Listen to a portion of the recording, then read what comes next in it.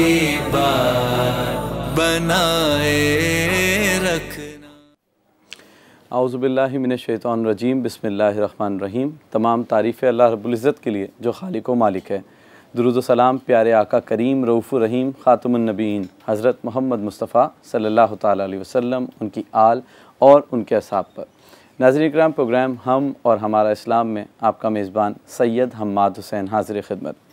अल्हम्दुलिल्लाह, रमज़ान मुबारक की इन बाबरकत साअतों में जहाँ मुसलमानाने आलम शाबान कदर की तलाश में हैं, इबादात में मशगूल हैं, और यकीनी तौर पर इल्म दीन सीखना और सिखाना एक बहुत बड़ा काम है, और इल्म दीन सीखने की महफ़िलों में बैठने की सआदत हासिल करना एक बड़ी सआदत है। और रमज़ान मुबारक के दिन हों और उसकी रातें हों, उसमें इल्म दीन हो, तो यकीनी तौर पर अल्लाह रब्बुल इज़्ज़त का ये हम पे एहसान है। इस सिलसिले में इस नशिस्त में जो हमारे साथ शख्सियत मौजूद होते हैं, आप किसी तारुफ़ के मोहताज नहीं। ना सिर्फ मुल्क पाकिस्तान बल्कि दुनिया भर में दीन इस्लाम की तरवीज व इशाअत के लिए सफ़र फरमाते हैं। अपनी तसानीफ़ के ज़रिए, ख़िताबात के ज़रिए ना सिर्फ कॉलेज, यूनिवर्सिटी, शहरों में, बल्कि आज के डिजिटल दौर में सोशल मीडिया के थ्रू भी मुसलमानाने आलम के क़ुलूब व अज़हान को इश्क़ मुस्तफ़वी सल्लल्लाहु तआला अलैहि वसल्लम से मुनव्वर फरमा रहे हैं, और सही इस्लामी तालीमात पहुँचाने की एक वो सही कर रहे हैं जो आज के दौर की ज़रूरत है। जी हाँ, मेरी मुराद अल्लामा डॉक्टर कौकब नूरानी उकाड़वी साहब से है। अस्सलाम वालेकुम। वालेकुम अस्सलाम व रहमतुल्लाहि व बरकातुहू। मिजाज गिरामी अल्हम्दुलिल्लाह। अल्हम्द साहब, आज थोड़ा फॉर्मेट चेंज हुआ है। आज हमारे साथ दो गेस्ट भी हैं हौसला अफजाई के तौर पे, तो उनका भी तारुफ़ कराएं, फिर उसके बाद जो है टॉपिक की तरफ आते हैं। नाज़रीन किराम, आज हमने कोशिश की कि शहर कराची में नौजवानाने इस्लाम जो होते हैं और दूसरों के लिए काबिल तक़लीद मिसाल बनते हैं, और जो वो खिदमात सर अंजाम दे रहे होते हैं, माशरे में मस्बत तब्दीलियों का बाइस बनती है। इसी सिलसिले में पाकिस्तान काउंसिल ऑफ यूथ के नुमाइंदा और शहर कराची में जो लीड कर रहे हैं, वो दो नौजवान हमने अपने शो में दावत दी, वो आएँ ताकि इस नशिस्त का भी हिस्सा बने और उनका तारुफ़ आप तक हम पहुँचा सकें। हमारे साथ मौजूद हैं Pakistan council of youth Karachi division के सदर सैयद मोहम्मद उमर साहब। अस्सलाम वालेकुम। वालेकुम अस्सलाम। और इनके साथ हमारे साथ मौजूद हैं जनाब हैदर अलवी साहब, जो कि जनरल सेक्रेटरी हैं पाकिस्तान काउंसिल ऑफ यूथ के। अस्सलाम वालेकुम। वालेकुम। बहुत शुक्रिया आप दोनों का यहाँ तशरीफ़ लाने के लिए। इंशाअल्लाह हम प्रोग्राम के नशिस्तों में आपका ज़िक्र करेंगे ज़रूर।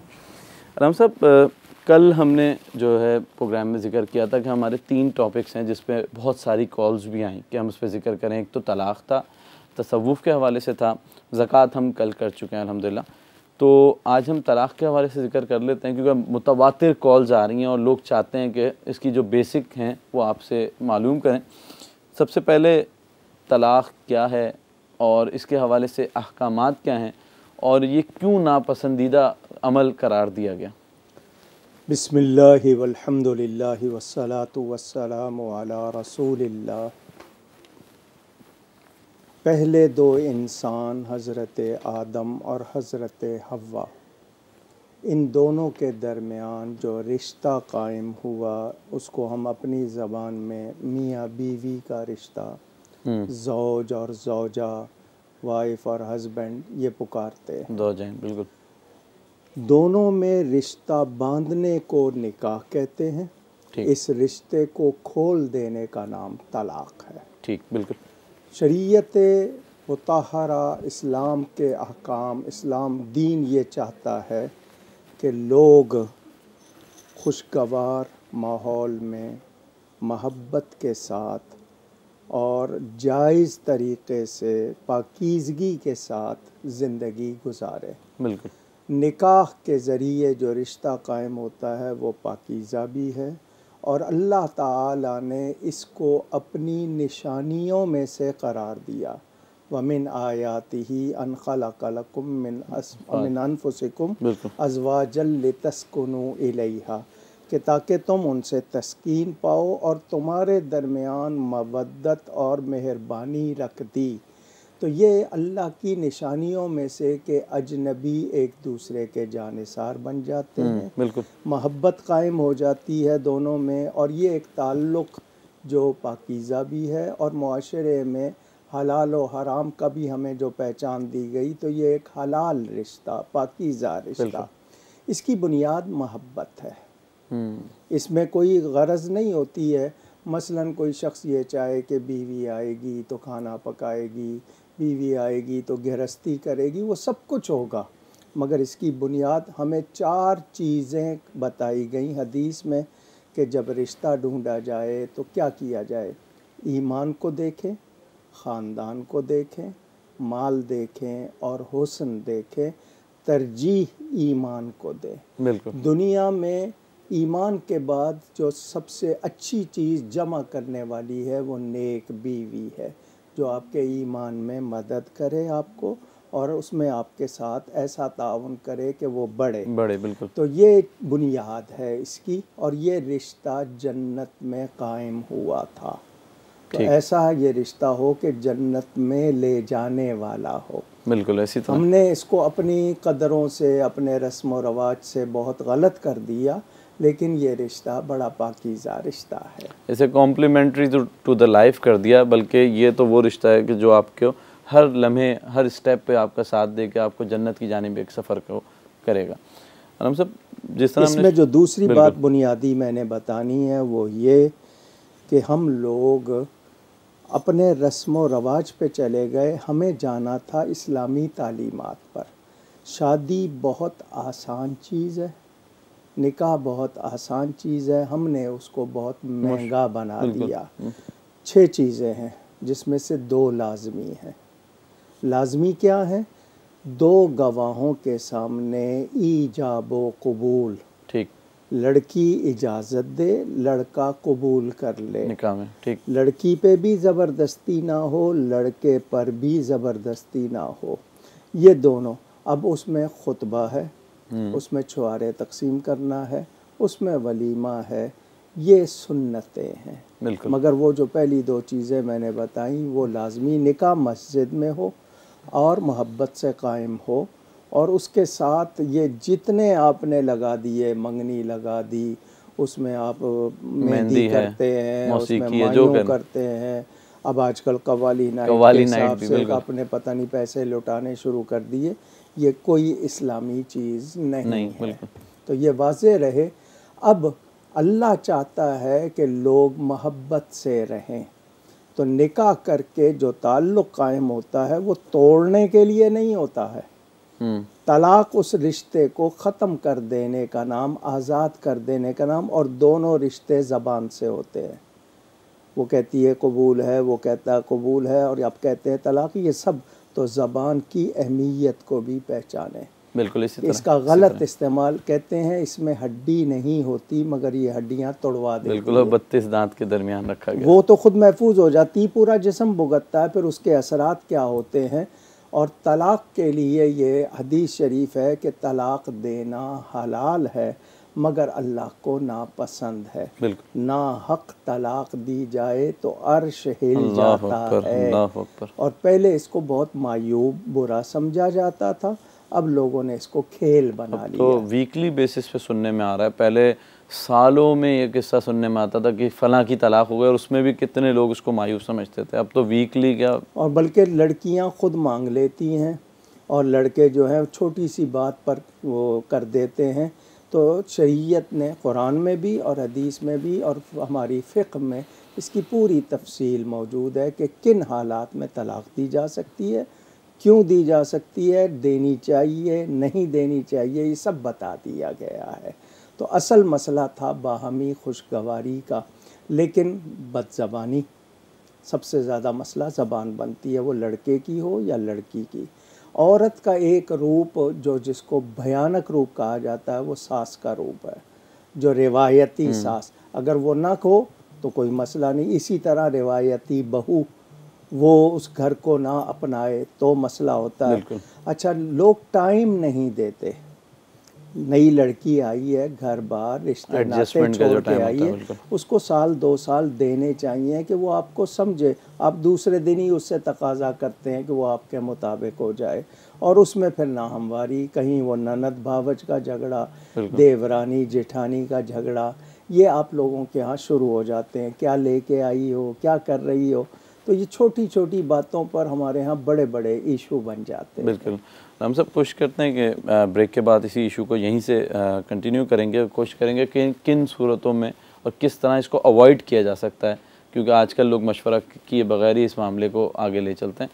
नाज़रीन करम, एक ब्रेक की जानिब चलते हैं। ब्रेक के बाद दोबारा हाज़िर होंगे और कोशिश करेंगे इस मौजू पे और तफसीली गुफ्तगू करें, ताकि वो तमाम सवालात जो आपके जहनों में पाए जा रहे थे उनके जो है जामे जवाबात मिलें। और यकीनी तौर पर कोशिश यही होगी इस प्रोग्राम के थ्रू कि आप तक इस मौजू को क्यों पहुँचाया जा रहा है, इसकी तालीमात, ताकि इन सब चीज़ों से अवॉइड किया जा सके। एक ब्रेक के बाद दोबारा हाज़िर होते हैं। सरकार मेरी बात बनाए रख। जी नाज़रीन इकराम, ब्रेक के बाद दोबारा हाज़िर खिदमत हैं और मेरे साथ मौजूद हैं अल्लामा डॉक्टर कौकब नूरानी उकाड़वी साहब।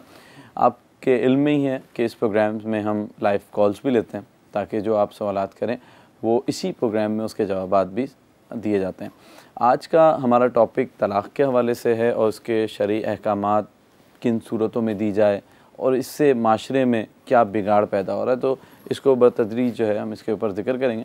अलम साहब, तलाक़ किन सूरतों में दी जाती है, इसके क्या शरई अहकामात हैं? क्योंकि बहुत सारे लोग जो है अपनी घरेलू मसाइल की वजह से जो सोशल इश्यूज़ होते हैं उसको बना के तलाक़ दे देते हैं।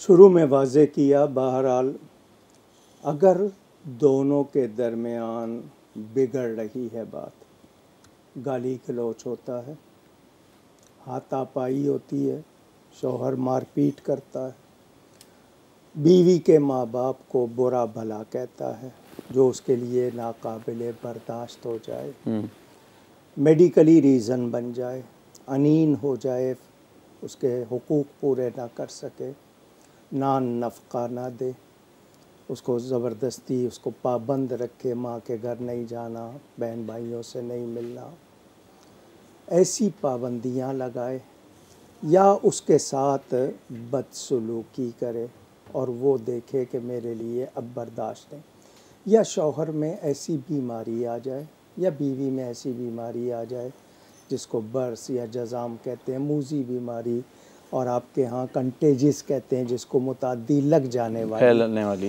ये वो वजूहात होती हैं जिन पर आप अलहदगी के लिए अगर करना चाहें कर सकते हैं, सब्र कर लें, वो आपकी मर्ज़ी, नहीं करना चाहें तो बाज़ हालतों में तो रोकना जुल्म होगा कि आप हुकूक पूरे नहीं कर रहे हैं तो वो जुल्म हो जाएगा, उसमें आप गुनाहगार होंगे। बाज़ हालतों में ये है कि रुख़सत है, आप तलाक़ ले सकते हैं। असल में हमारे यहाँ खुला का एक मसला आ गया, औरत को ये मालूम है कि मैं खुला ले सकती हूँ, अदालत में जा सकती हूँ। पाकिस्तान के फ़ैमिली लॉज़ आइली क़वानीन में शरीयत के ख़िलाफ़ बहुत सी बातें हैं, वो इसलिए ठीक नहीं की जाती कि NGOs का मसला आ जाता है, आपके दूसरे उसमें अवामिल आ जाते हैं। इसमें यह है कि अगर इनमें से कोई चीज़ पाई जाए और कोर्ट खुला दे तो वो निकाह फसख हो जाता है, यानी निकाह ख़त्म हो जाता है, बिल्कुल, यानी वो हुक्म होगा। और अगर कोई दीनी बात ऐसी कर दी जो कुफ्र और शिर्क हो गई तो निकाह खुद ब खुद टूट जाता है, दायरे इस्लाम से ही बाहर हो गया वो, उसकी बात फ़ौरन निकाह टूट जाएगा। आपने अपना कोई ऐसा अक़ीदा छुपाया हुआ है और वो कुफ्रिया है, कादियानी हो गए, कुछ और हो गए, ख़त्म नबूवत का इनकार कर दिया, तो आपका वो निकाह खुद ब खुद ख़त्म हो जाता है। औरत कब तलाक़ मांगे? जब वो देखे कि उसकी बर्दाश्त से बाहर हो गया, ठीक, वो अब नहीं सह सकती। अब हमारे यहाँ ये है कि अगर शौहर से बू आती है वो खुला ले सकती है, उसको शौहर की शक्ल पसंद नहीं है वो खुला ले सकती है, इन बातों पे भी खुला दे दिया जाता है। लेकिन कानूनी तौर पे, जो कानूनी तौर पे अगर वो उस खुला के नोटिस 3 सर्व होते हैं, वो बैलिफ को पैसे दे दिए, वो सर्व ही नहीं करता, पहुँचाता ही नहीं है, वो बड़ी तेज़ हो जाता है मामला। जी, तो या फिर ये है कि वकील साहब को कह दिया, वो ऐसी बयान दे देते हैं जो वाकई नहीं होता। शौहर को जब इल्म हो गया कि बीवी नहीं रहना चाहती तो अब उसके लिए भी है कि या तो वो भलाई के साथ रोक ले वरना भलाई के साथ छोड़ दे, ज़बरदस्ती नहीं करनी चाहिए, क्योंकि ज़बरदस्ती के रिश्ते नहीं होते। लाजमी बात है एक दूसरे पे एतमाद नहीं रहा, प्यार नहीं रहा तो ज़बरदस्ती साथ रहना वो ऐसा ही होगा कि आप कोई उससे फ़ायदा या दो नस्लें तबाह हो जाएंगी, आगे आपके मामला खराब, ये इस तरह हो जाता है। अगर शौहर उस खुला पे दस्तखत कर दे या ज़बानी कह दे कि ठीक है तुम ले लो, तो ये उसने रजामंदी ज़ाहिर कर दी, ठीक है तुम कोर्ट से ले लो, तो ये उसकी रजामंदी अब ज़ाहिर वो होगी। अगर अलाउ कर वो करती है कोर्ट में तो तो वो वो निकाह ऑटोमेटिक फसख हो हो जाए। जाएगा। ऑटोमेटिक। एक कॉलर। ज़रूर। जी अस्सलाम वालेकुम, कौन सा आप कहाँ से बात कर रहे हैं? जी निम्रा, अस्सलाम वालेकुम। जी मैं निम्रा बात कर रही हूँ। जी जी निम्रा, सवाल कीजिएगा।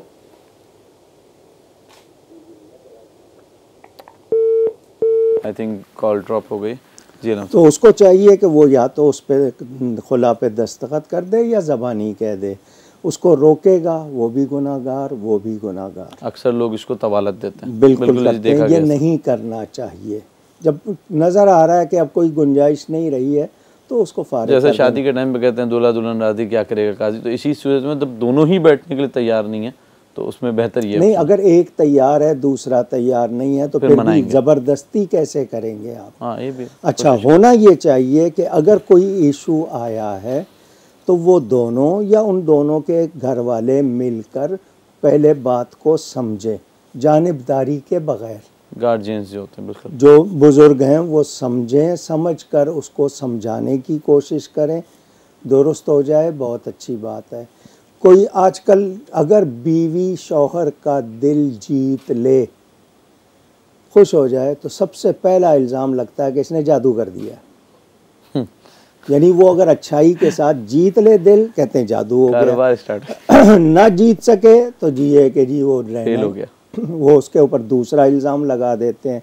इसी तरह सास जो होती है, वो बेटा अगर बीवी की तरफ ज़रा सा झुकाव हो जाए तो उस पर ताने रन मुरीद और पता नहीं क्या क्या कहते हैं, और अगर वो ना करे तो वो दोनों तरफ का मुजरिम बनता है। तवाज़ुन नहीं रखा जाता।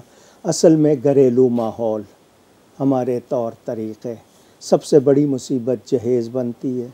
लोगों का लेन देन, आपस में भड़काने वाले जो आपके इर्द गिर्द हैं वो भड़काते हैं, वो दोस्त हों, सहेलियाँ हों, कोई हों, वो भड़काते हैं तो बिगड़ती है बात। बिल्कुल। एक कॉलर जी अस्सलाम वालेकुम सईद साहब। वालेकुम अस्सलाम, ये फ़हीम जदून बात कर रहा हूँ हौसबे से। जी जी सवाल कीजिएगा। जी सबसे पहले तो कोकब साहब को अस्सलाम वालेकुम। वालेकुम। जो है इनका अंदाज़ मुझे बड़ा अच्छा लगता है, चाहे कोकब साहब का जो है बात करने का, और बड़ा मज़ा आता है इनसे मसले मसाइल सुनने का। तो मेरे कोकब साहब से सवाल ये है कि मैंने सुना था किसी मौलाना से कि जो तलाक होती है वो गुस्से में दी जाए तो नहीं होती। तो मेरा अर्थ ये कि तलाक तो होती गुस्से में है, प्यार से या मतलब उसमें तो कोई भी नहीं देता। तो मैं ये मतलब पूछना चाह रहा हूँ कि ये जो है ऐसा कुछ है कि ये गुस्से में दी जाए तो होती है या? अच्छा सवाल है। अच्छा सवाल है जी अलामा साहब। यकीनन इनकी बात दुरुस्त है कि तलाक गुस्से ही में दी जाती है। तलाक के लिए हुक्म सुन लें नाज़रीन, अकेला मर्द है, जंगल में है, कोई दूसरा फ़र्द नहीं, वो वहाँ बीवी को तलाक दे, तलाक हो जाएगी। उसका इकरार होगा कि मैंने दी है, शौहर ने कहा मैंने दी है, माना जाएगा। कोई सुनने वक्त लोग कहते हैं बीवी ने सुना नहीं, हमने कागज़ वसूल नहीं किए। अगर शौहर ने दस्तखत कर दिए हैं तलाक हो गई, किसी ने सुना या नहीं सुना हो गई। असल मसला आ गया कि इकट्ठी 3 तलाक़ें एक ही नशिस्त में एट ए टाइम 3 तलाक़ें ये नहीं देनी चाहिए। इसको तलाक़ बिदअत भी कहते हैं। ये तलाक इकट्ठी 3 नहीं देनी चाहिए, लेकिन अगर कोई दे देगा तो चारों इमामों के नज़दीक वो तलाक पड़ेगी। अच्छा, होता ये है कि उनको पता चल गया कि 2 तलाक़ों तक तो रुजू हो सकता है, रुजू का मतलब पलट सकते हैं। तो एक मुफ्ती के पास गए, उसने बता दिया 3 तलाक़ों में कोई गुंजाइश नहीं, तुमने 2 दी होती। अब वो दूसरे के पास जाके गलत बयानी करते हैं, मैंने 2 दी, वो यही बोल रहे होते हैं, वो हराम होगा उसके लिए। तो इसके लिए ज़रूरी है कि मुफ्ती के सामने आएँ, उनका हलफ उठवाने का तरीक़ा होता है, वो बाकायदा उसके हलफ उठवाते हैं ताकि अगला सच बोले। तो 3 तलाक़ें इकट्ठी दी जाएंगी तो 3 ही पड़ेंगी, और 3 तलाक़ों के बाद हलाला के सिवा कोई गुंजाइश नहीं रहती। 2 तलाक़ों में है तरीक़ा तलाक़ देने का हमें शरीयत ने ये सिखाया कि बीवी जब माहाना अय्याम से फ़ारिग हो, उसको तोहर कहते हैं, जब वो पाक हो जाए तो एक तलाक़ दी जाए। अब आपके पास दोनों के पास टाइम है, आप दोनों सोच सकते हैं, आपका अंदाज़ा हो सकता है, तो आप रुजू कर सकते हैं बग़ैर निकाह के। वो उससे कह दें कि मैंने रुजू कर लिया, जो टाइम पीरियड है टाइम के दौरान कह दें कि जी रुजू कर लिया, टेलीफोन पे भी कह दें तब भी हो जाएगा। 2 तलाक़ों के बाद भी रुजू हो सकता है, दूसरे महीने में फिर इसी तरह करें। अब आपको एक टाइम मिल गया, दोनों को कॉन्सिक्वेंसेस, उसके अंजाम असरात नज़र आ रहे हैं, ख़ास तौर पर बच्चे हो जाएं तो। लेकिन अगर इकट्ठी 3 दिए हैं तो पढ़ जाएंगी, ये नहीं होगा कि वो नहीं पढ़ेंगी। जो उसके बावजूद फिर किसी तरह जुड़ जाते हैं, वो सारी उम्र गुनाह करते हैं। ठीक, हम तो एक ब्रेक की जानिब चलते हैं, उसके बाद सोशल इश्यूज़ पे ही बात करेंगे कि इसकी क्या तबाहकारी है। नाज़रीन किराम, ज़िक्र हो रहा है तलाक़, उसके अहकामात, और कोशिश करेंगे अगले सेगमेंट में हम गुफ्तगू करें इसके सोशल कॉन्सिक्वेंसेस क्या होते हैं, माशरे में क्या तब्दीलियाँ आती हैं, तबाहकारियाँ क्या होती हैं, और इससे माशरे में कितना बड़ा बिगाड़ पैदा हो रहा है। एक ब्रेक की जानिब चलते हैं, ब्रेक के बाद दोबारा हाजिर होंगे। मेरे साथ अल्लामा डॉक्टर कौकब नूरानी अकाडवी हैं, आपके सवालात भी लेंगे इंशाल्लाह। सरकार मेरी बात बनाए रख। जी नाज़रीन इकराम, ब्रेक के बाद दोबारा हाज़िर खिदमत हैं, और आज ज़िक्र हो रहा है तलाक़ और उसके अहकामात के हवाले से। एक कॉलर हैं, कॉलर से पहले उनकी कॉल लेते हैं, उसके बाद जो है प्रोग्राम की तरफ चलते हैं। जी अस्सलाम वालेकुम। जी, खुला की शरीयत बताएं।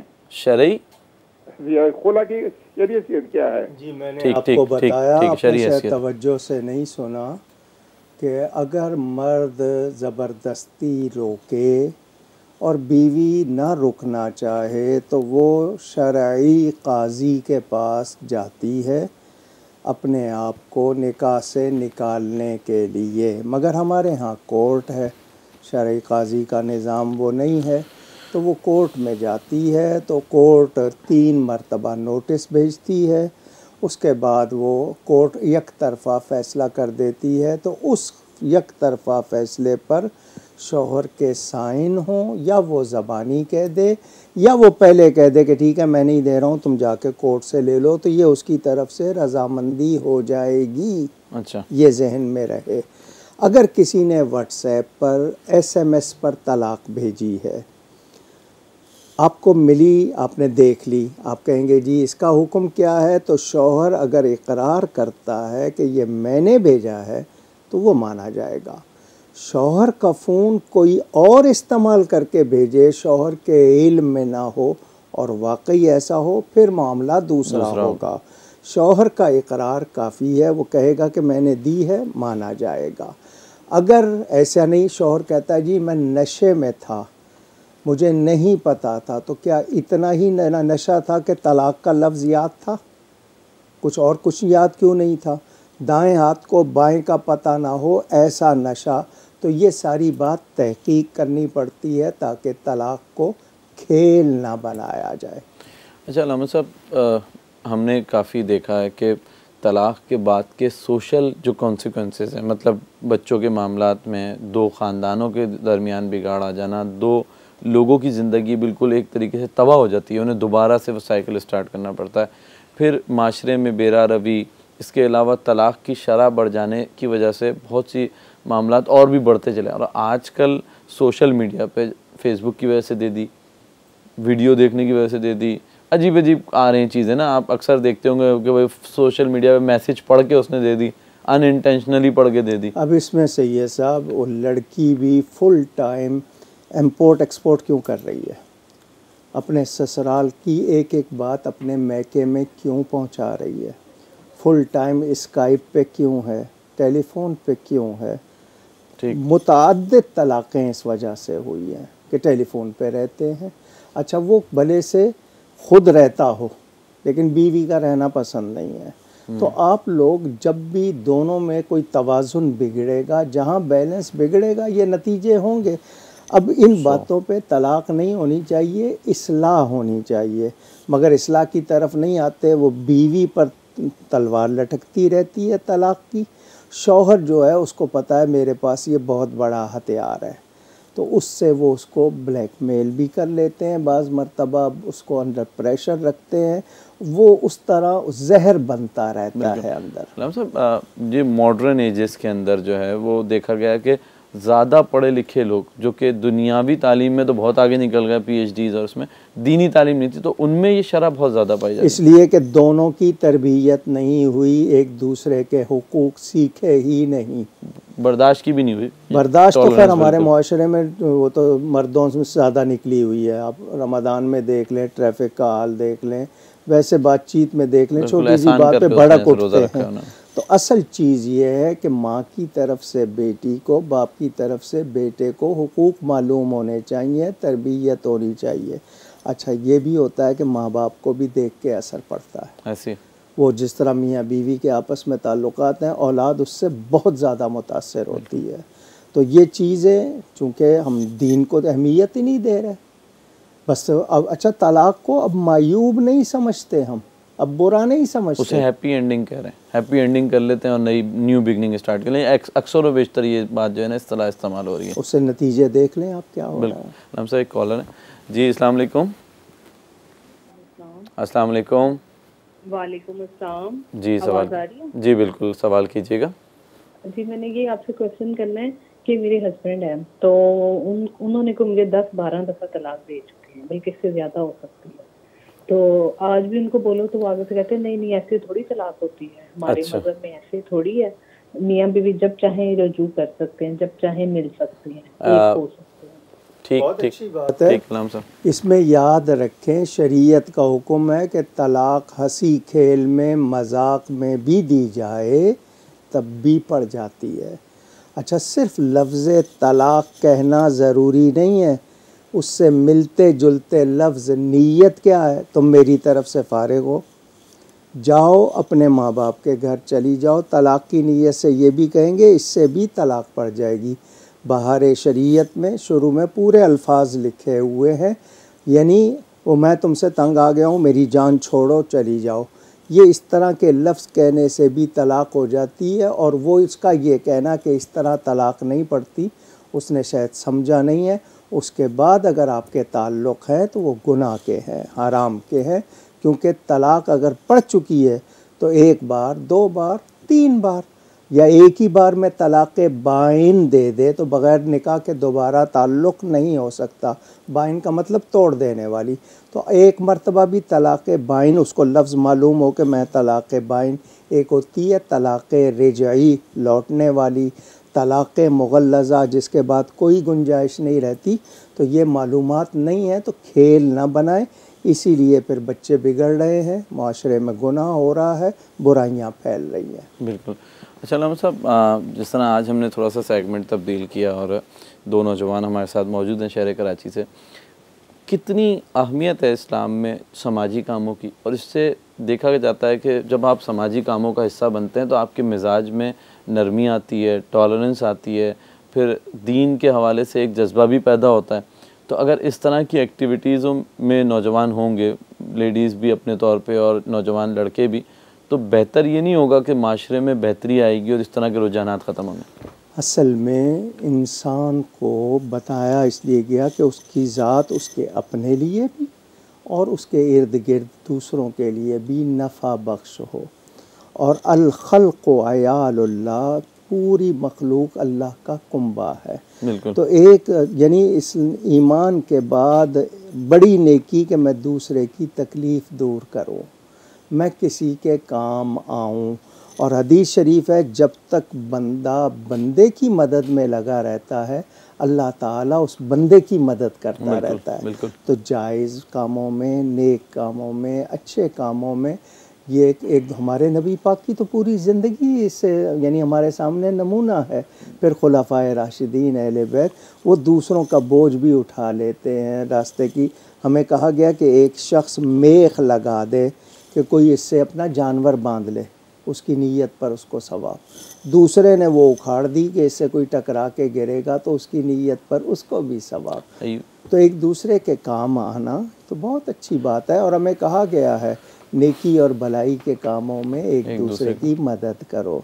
वतावनु अलल बिर्रि वत्तक़वा। जी बिल्कुल, मैंने इसीलिए सवाल किया था कि जब वो ऐसे समाजी खिदमात या फिर पॉजिटिव एक्टिविटीज़ में रहेगा तो वो पॉजिटिव वाइब्स देगा। लेकिन उसमें फ़र्क क्या आ गया, शो ऑफ के लिए करने लग गए, उससे गलत फ़ायदे उठाने लग गए। बिल्कुल, कोई सियासी मफाद, गिरोही मफाद या कोई माली मफाद, उसकी वजह से वो नेकी नहीं रहती, उसकी जो स्पिरिचुअलिटी है वो ख़त्म हो जाएगी, वो जस्ट एक मटेरियलिस्टिक अप्रोच, वो रूह ख़त्म हो गई। अब बज़ाहिर काम तो कर लिया, अब देखें एक सिलाई मशीन देनी है लेकिन जब तक फ़ोटो नहीं खिंचेगी आप दूसरे की इज़्ज़त नफ्स को मजरूह कर रहे हैं। दुनिया कहाँ किन चीज़ों के लिए लाइन लगा रही है, हमारे यहाँ आटा देने के लिए लाइन लगा रही है। इसी तरह तो कोशिश करें भलाई के काम एक दूसरे के, सबसे पहले अपने घर में। हमारा ये रवैया भी गलत है, बड़े सिर्फ ऑर्डर ही देना है। बिल्कुल इसी तरह, तो मिलजुल कर काम करें और भलाई के साथ, और ज़बान मीठी रखें। बिल्कुल, बहुत शुक्रिया। गुफ्तगू में कोई गलती हुई हो, अल्लाह ताला उसके रसूल सल्लल्लाहु अलैहि वसल्लम की बारगाह में तौबा करता हूँ। आज जुम्मा की शब भी है और ताक रात भी है, अल्लाह करे कि इसकी बरकत हमें मिले। आमीन आमीन। नाज़रीन इकराम, कोशिश की कि तलाक़ के हवाले से जो सवालात आपके ज़हनों में पाए जाते हैं या अमूमी तौर पे माशरे में पाए जाते हैं उनका अहाता किया जा सके इस प्रोग्राम में, और अल्लामा साहब ने आपके सवालात के जवाब भी दिए। अगली नशिस्तों में हमारी कोशिश होगी तसव्वुफ़, तरीक़त और अक़ीदत के हवाले से भी गुफ्तगू करें, ताकि ये एक ऐसा मौजू है जिसमें नौजवान काफ़ी दिलचस्पी लेते हैं। और आज बता दीजिए कि आज का प्रोग्राम लोगों की फरमाइश पे। जी जी बिल्कुल, ये भी अल्लामा साहब ने बताया कि ये फरमाइश पे किया गया, क्योंकि बहुत सारे जो है ना क्वेश्चंस आ रहे थे मुतवातिर प्रोग्राम्स में, तो हमने इस वजह से इस टॉपिक को लिया। अगली नशिस्तों में यकीनी तौर पे कोशिश करेंगे कि नए टॉपिक्स के साथ आएँ। आज हमारे साथ 2 मेहमान भी मौजूद थे और पाकिस्तान काउंसिल ऑफ यूथ से, तो इनका भी शुक्रिया। नाज़रीन इकराम, अब इंशाल्लाह रमज़ान की कुछ रातें रह गई हैं और हमारी भी ये कोशिश है कि ज़्यादा से ज़्यादा इल्म दीन सीखें और आप तक पहुँचाने की सही करें। तो जब तक के लिए अपने मेज़बान सैयद हम्माद हुसैन को इजाज़त दीजिए। अस्सलाम वालेकुम। सरकार मेरी बात बनाए